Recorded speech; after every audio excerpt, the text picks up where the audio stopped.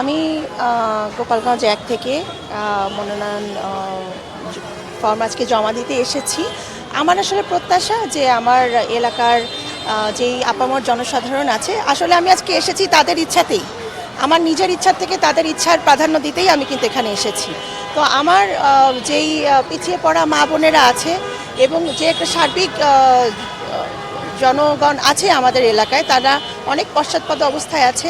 আমার ইচ্ছা যে আমি যদি কোনো প্রকার সুযোগ পাই তাদের এই পশ্চাৎপদতা থেকে তাদেরকে আমি দূর করতে যেসব পদক্ষেপ নেওয়া দরকার সেসব পদক্ষেপ নিব। আর দলের কাছে কি প্রত্যাশা? দলের কাছে প্রত্যাশা, দল এবার অবশ্যই সঠিক মানুষকে মূল্যায়ন করবে এবং শিক্ষা, যোগ্যতা, রাজপথে যারা ত্যাগী ছিলেন সবার পাশাপাশি অবশ্যই সংসদে যারা জনগণের আশা আকাঙ্ক্ষা তুলে ধরতে পারবেন তাদেরকে দল মনোনয়ন দিবেন। আপনি কি আশাবাদী? অবশ্যই আমি আশাবাদী।